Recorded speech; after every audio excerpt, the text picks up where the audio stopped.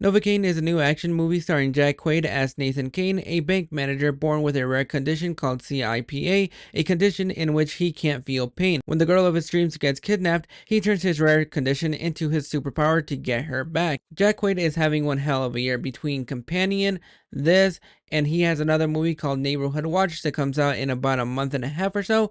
We are living in his world, and he is absolutely taking it by storm. The thing that makes Novocaine work is Jack Quaid's performance of this everyday Joe Schmoe. He doesn't want to be thrown into this situation, but he knows that if he doesn't get her back, she might be the one that got away. And just the things that he has to go through this entire movie is what makes this movie really fun. The trailers for this movie look like it was going to promise a high octane action movie where this guy is going to be thrown into a lot of different situations in which he's not able to feel pain, but we as the audience are able to feel some sort of pain. And a lot of the action sequences in this movie are really well done. There are moments in this movie where this guy is thrown into a lot of different situations that the average Joe Schmo would not be thrown into this situation, and just makes him do the most insane things, from putting his hands in the fryer to getting beat up multiple times, and him not being oblivious to the pain is what makes this movie work. And Jack Quaid delivers on all those aspects. The action sequences are a lot of fun to see whenever they are happening on screen. Going into this movie, I was not prepared for how violent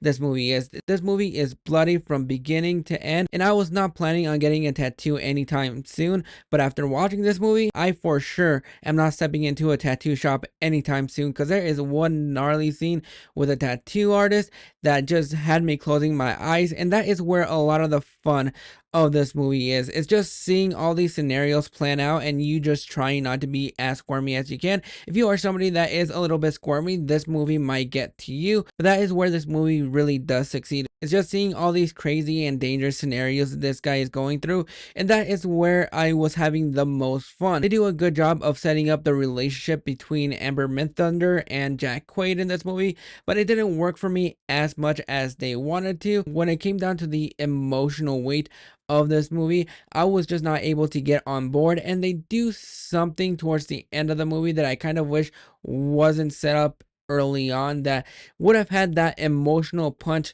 just a little bit more. But really, the relationship that I was really more gravitated to is the relationship between Jack Quaid and Jacob Batalon, who plays his gamer buddy that he has never met, and he accidentally gets thrown into this situation as being the guy in the chair, kind of helping Nate guide through this situation, trying to get him from point A to point B. And when he gets introduced, he is more of the comedic relief, and they use him great. It is great and refreshing to see Jacob Batalon outside of the Spider-Man franchise, because I've seen him in a couple of things outside of Spider-Man, and I think he is serviceable for the material that he is given, and he is a lot of fun. And that is the relationship that I was able to gravitate to a little bit more than the relationship between Amber Midthunder and Jack Quaid. That buddy relationship between Jack Quaid and Jacob Batalon is the thing that made this movie work.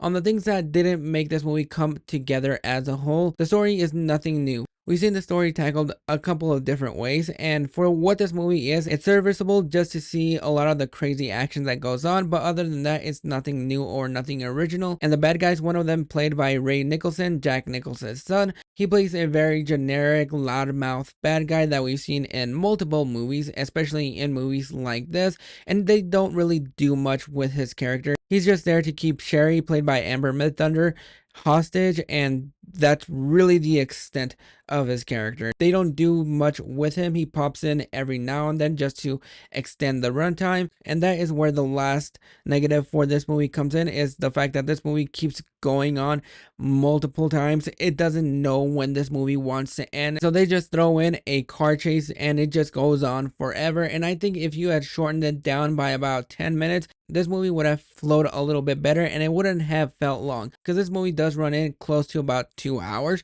and a lot of that has to do with like the last third act of this movie, where it just keeps going on and on and on and on.